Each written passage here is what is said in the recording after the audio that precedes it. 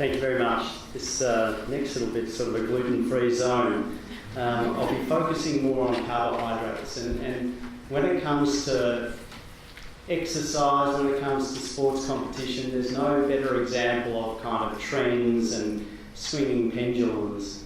I was recently, and probably nowhere is that more true than in America, and I was at the Boston Marathon earlier this year and introduced to a friend, and they said, you know, meet Rudy. Rudy's doing the race carbo free. Thought, that's interesting. And then I looked down and he wasn't wearing any shoes. I said, you're not wearing any runners? And he said, no, these days you run faster without runners. And I think that when you watch the Olympics, whether or not there's Russians in it, but when you watch the Olympics and you watch the running races and the marathon, you'll find that all of the athletes are wearing runners. And you'll also, although you won't see it, you can be rest assured that all of the athletes in endurance events, and I'll get to this, will be using a high carbohydrate diet leading up to the event because it clearly works.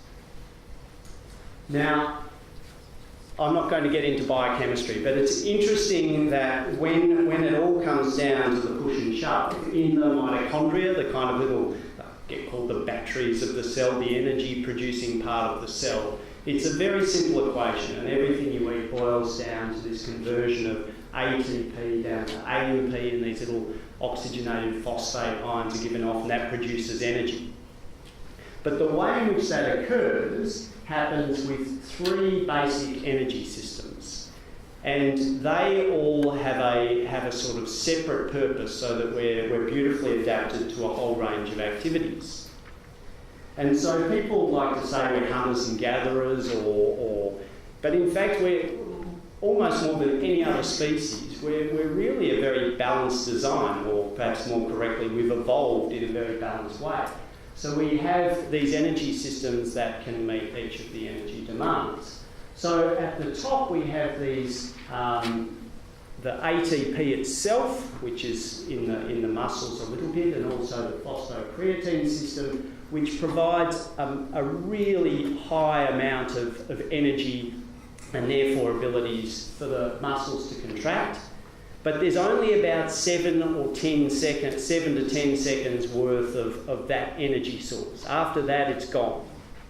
So when you watch Usain Bolt in the Olympics, he will be using that system almost for the entire race. And it's also why, when they stick the microphone under his mouth,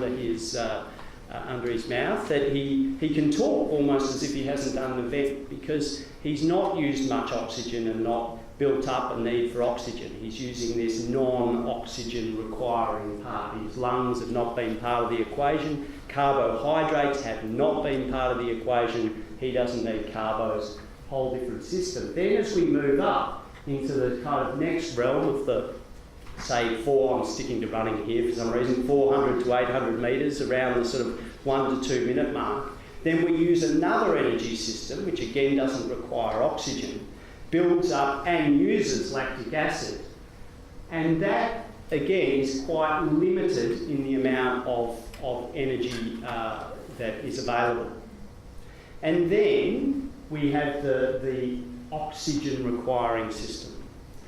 So this is why when you exercise you're breathing hard, because you're requiring oxygen and you're burning carbon dioxide, and you have to breathe that out.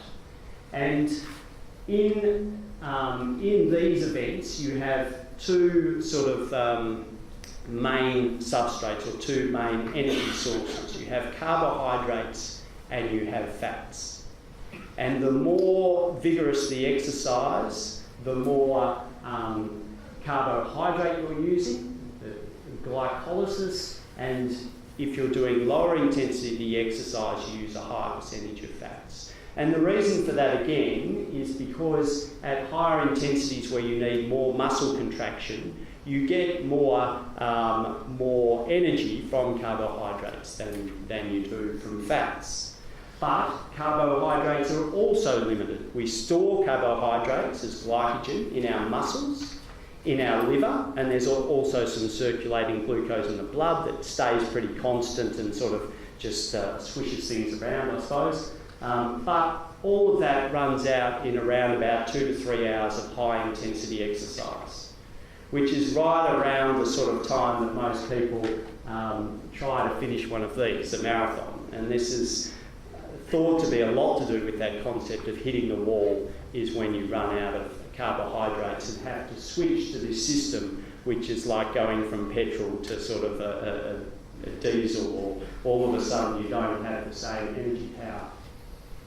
So there's this trend now, as this guy said to me, this guy's running carbo free, and there is this idea that maybe carbs are bad, that I think has come a little bit from outside the sports world. So I just wanted to show some of the hard science on which carbo loading is based. And when I talk about carbo loading, I'm talking about 2 or 3 days of high carbohydrate meals to fill the muscles full of carbohydrate to provide that energy source.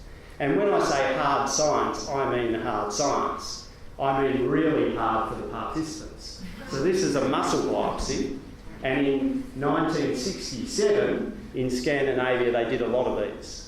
And if you were an athlete in Scandinavia, they would ask you to have one of these banged into your legs like an apple core, take some muscle, and then they'd get you to exercise for 40 minutes. And then you got a nice 15-minute break in which they jammed another one of these in your leg, then exercise for 40, then another bang into the leg, and then so at the end you're a bleeding Swiss cheese.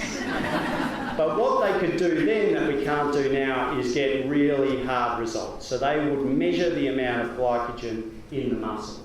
And really the sort of really compelling evidence for carbo loading all dates back to this period.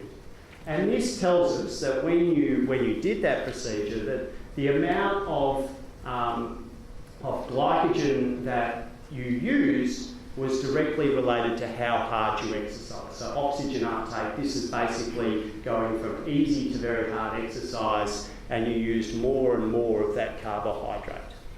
So when you're exercising sort of marathon intensity, you're mostly using carbohydrate.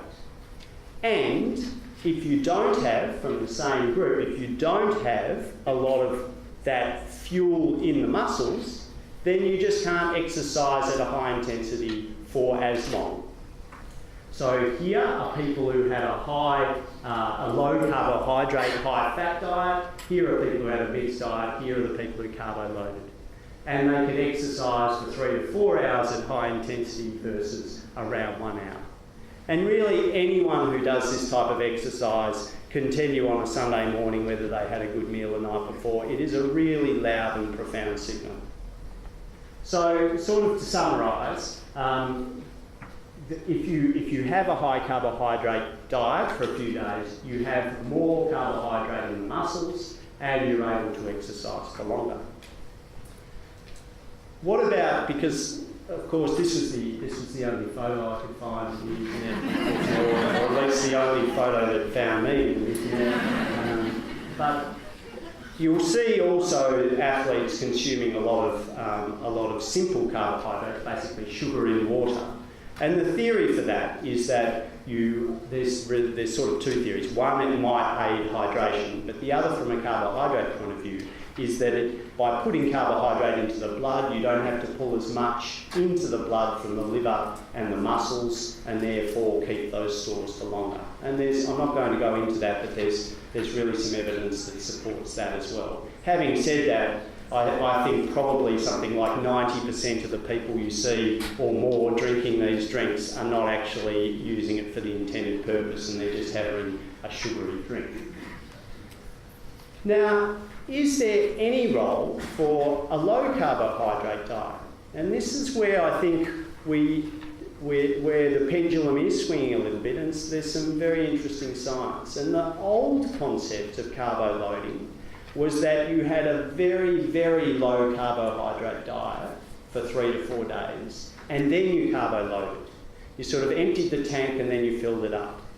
No one really understood why, but it seemed to work maybe even better than than plain carbo loading. And this might give a clue. So this is from John Hawley, who's based in Melbourne.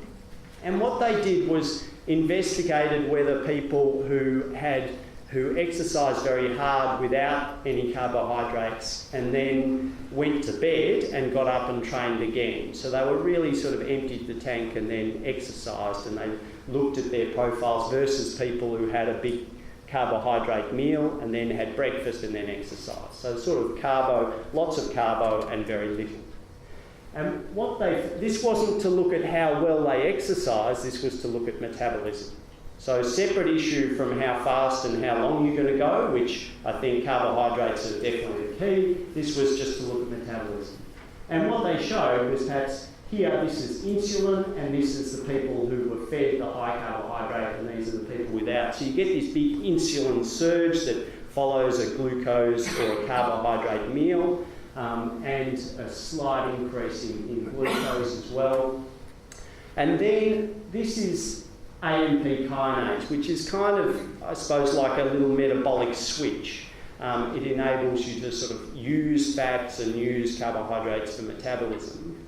And what they found was that if you did this exercise in a fasted state, you more effectively switched that switch on. So you could kind of metabolise things more efficiently. So by training your body to exercise when it doesn't have that cheap and easy carbohydrate, you maybe became more efficient at then using it. And so the idea that came out of this was that occasionally you should train your body to use carbohydrates very well by training without carbohydrates. So you don't use this for the race, you use this for training and then carbohydrates for the race. And that probably has potentially some idea as to where the low carb might fit in for general life. So if I was to summarise the whole concept of carbohydrates and exercise, there's really no doubt that carbohydrates are very important for some types of exercise. Sprint for 10 seconds doesn't matter, run for 2 minutes doesn't matter, but if you're wanting to exercise at a high intensity for an hour or more, carbohydrates are vital. But there may also be some advantages, and I know the Scandinavians have been doing this for decades, of training in a low carb setting to then get the full benefits of when you load yourself up with carbs. And there's probably also some health benefits from that, because if you're an athlete that trains every day, you find yourself having pasta for breakfast, lunch, dinner, and when you're not having that, you're having rice. And you end up with a very, very kind of simple diet, quite low in proteins, low in a whole lot of things. So like everything else, a balanced diet and then carbs for when you really need it makes a lot of sense. And I think that's all.